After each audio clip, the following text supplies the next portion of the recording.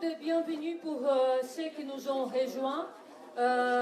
Depuis dimanche dernier, déjà autour de Book Sprint, et depuis hier, dans le cadre des journées du master, nous sommes réunis pour un temps de réflexion autour d'un événement important pour nous qui est le cinquantenaire du CCO et des questions qui émergent de la réflexion sur ce que ce projet provoque, ce qu'il interroge depuis ces 50 ans. Alors, toute la journée, nous étions autour de la question de comment des actions artistiques, le langage artistique, participe à l'activation citoyenne à travers 4 expériences et un débat fort intéressant. Et la soirée donc s'enchaîne pour certains et commence pour ceux qui arrivent autour de cette conférence débat droit culturel, universalisme et communauté que je laisserai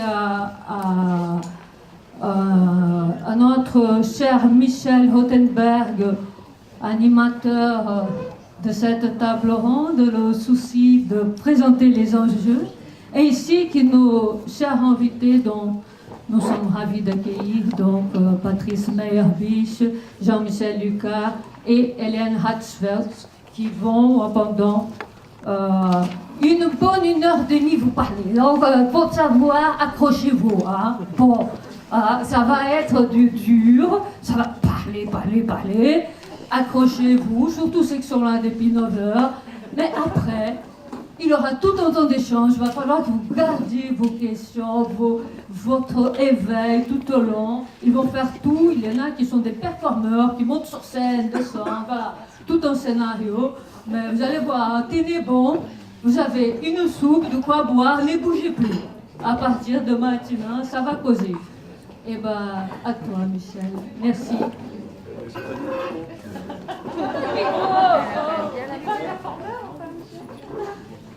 Bonjour à tous. Il marche le micro? Alors, j'ai connu le CCO il y a plus de 35 ans. C'est un élément d'histoire qui n'est pas sans intérêt. À l'époque, quand j'ai connu le CCO, on venait au bal folk. J'ai connu le CCO pour danser au son d'un groupe qui s'appelait La Bamboche. Certains s'en souviennent peut-être. Premier élément d'histoire. Deuxième élément d'histoire personnelle qui est beaucoup plus récent. Depuis 35 ans, je me suis marié, j'ai eu des enfants, j'ai eu un fils qui a fait des études pas très loin, à la Doua. Et lorsque j'ai dit à mon fils il y a quelques années, ce soir je vais au CCO parce que je vais travailler avec Fernanda, mon fils me dit, mais papa, tu t'es mis aux musiques africaines? Non, je ne me suis pas mis aux musiques africaines, je suis sociologue, je vais travailler au CCO. Il faut être sérieux. Alors je fais quoi au CCO? Depuis une dizaine d'années, j'ai accompagné le CCO, son équipe, son CA, son équipe, dans un certain nombre d'opérations, d'études, on n'appellera pas ça de la recherche, un certain nombre d'études qui étaient liées à des questions qui se posaient le CCO et sur lesquelles il interrogeait des chercheurs ou sur lesquels il était interrogé par un certain nombre de collectivités. Donc, je ne reviendrai pas sur ces études, sauf sur une dans un instant. Donc ça fait plusieurs années, avec le CCO, que nous nous interrogeons sur un certain nombre de questions, et en particulier sur les raisons qui font que depuis 50 ans maintenant, cette association continue à vivre, continue à être dynamique, à grandir, et continue à vivre, à grandir en maintenant un certain nombre d'activités, de valeurs sur lesquelles les gens restent aujourd'hui très attachés. Donc c'est une institution qui existe dans la durée, qui n'est pas une institution culturelle comme les autres, qui est une association qui a gardé son dynamisme associatif, ce qui n'est pas si fréquent au bout de 50 ans. Et c'est une association qui est restée, qui est devenue incontournable dans le paysage culturel, parce qu'elle a s'est engagée sur ce qu'on appellerait un créneau dans lequel elle est parfaitement identifiée et reconnue. Alors mon rôle ici, ce que m'a demandé Fernanda, c'est de faire le lien entre, dans cette petite introduction, entre ce CCO, entre cette association, son activité et le débat qui va suivre. Donc je vais introduire ce débat autour d'une présentation très rapide de ce qui se fait au CCO que beaucoup d'entre vous connaissent, peut-être que je le dirai avec mes mots, qui ne sont pas forcément ceux auxquels vous êtes habitués. D'autres, peut-être, le connaissent moins. Donc le CCO, c'est un lieu qui, je le disais, assez historique, c'est unique à Lyon, et c'est un lieu qui est marqué par l'engagement et l'action militante. Je dirais ça comme ça pour le présenter. Engagement et action militante qu'on va retrouver dans autour de trois items, autour de trois notions, de trois mots importants. Le politique, l'engagement le politique, le spectacle, je pense que c'est un mot ici qui n'est pas forcément très usité, mais que je trouve important, et l'accompagnement des gens. Le politique, ça s'est décliné depuis le début du CCO avec tout un tas d'actions qui ont été conduites ici, de soutien aux sans-papiers, d'accueil de grévistes de la faim de manière assez régulière. Fernanda me disait que depuis qu'elle est directrice, il y a eu trois, je ne sais pas si on peut appeler ça des campagnes, trois moments forts où des grévistes de la faim ont été accompagnés, où les artistes qui venaient ici cohabitaient avec ces grévistes de la faim. Le CCO, c'est aussi un engagement sur la longue durée avec les Algériens, depuis la fin de la guerre d'Algérie jusqu'à aujourd'hui, en passant par les moments difficiles de la guerre civile dans les années 90. Donc le CCO, c'est tout un tas d'engagements politiques forts auxquels les militants qui sont membres du conseil d'administration restent très attachés. Restent tellement attachés d'ailleurs que ça a été très difficile de leur faire admettre que peut-être des sociologues pourraient venir les observer. Et ça a été des discussions de plusieurs années. Donc ça nous rappelle quelques discussions qu'on a eues, quelques interventions qu'on a eues tout à l'heure. Deuxième grande activité du CCO, ce que je le disais, le spectacle. Donc on en a vu un petit peu tout à l'heure avec Parole sur place. Vous êtes ici dans une salle qui accueille régulièrement des concerts. C'est aussi le théâtre réalité, qui est une manifestation importante qui a lieu chaque année. Donc le CCO, c'est un lieu où on vient écouter, où on vient se divertir. C'est un lieu où on vient pour son plaisir. Et puis, je le disais, le CCO, c'est un lieu d'accompagnement de gens qui sont dans des situations de souffrance, de marginalité. Et cet accompagnement, il se fait toujours en tenant compte de manière particulièrement attentive à ce que ce ne soit pas un accompagnement surplombant, que ce soit bien un accompagnement qui valorise le capital de chacun. Il se fait par le juridique, en aidant, formant les uns ou les autres à connaître leurs droits. Il se fait aussi en accompagnant les personnes qui viennent ici à trouver des ressources techniques, professionnelles, juridiques pour pouvoir monter des associations, pour pouvoir trouver un emploi. Ce sont aussi un accompagnement, cette fois beaucoup plus technique. Vous êtes ici dans une salle où il y a des concerts, mais il y a aussi des formations qui sont faites pour les artistes.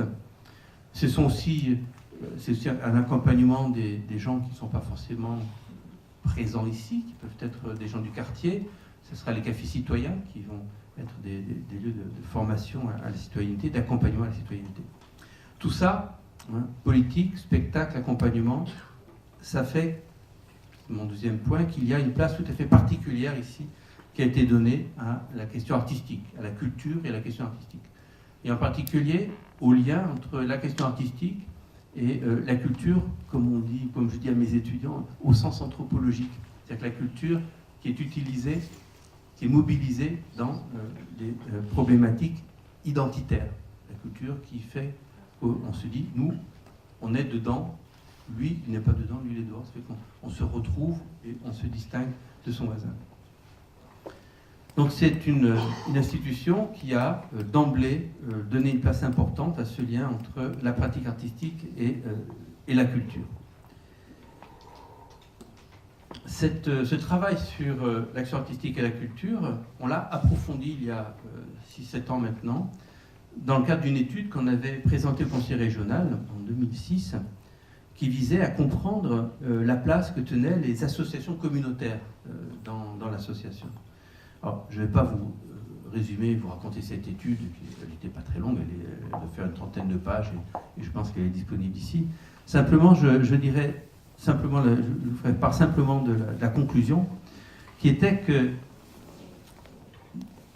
la conclusion qu'on avait tirée en allant interroger avec des questionnaires et en faisant des entretiens avec un certain nombre d'artistes qui étaient présents, on avait conclu finalement que ce qui se passait au CCO, c'était que ce dynamisme des associations qui sont accueillies ici, qui fait le dynamisme du CCO, ça fait que permettent à des individus, des personnes, de trouver une place dans le cadre des associations, et par l'intermédiaire de ces associations qui sont présentes ici et qui vont encadrer, comme je le disais tout à l'heure, à partir de spectacles, de formations, tout ce qu'on a vu tout à l'heure, pour commencer, vont progressivement trouver une place dans la société.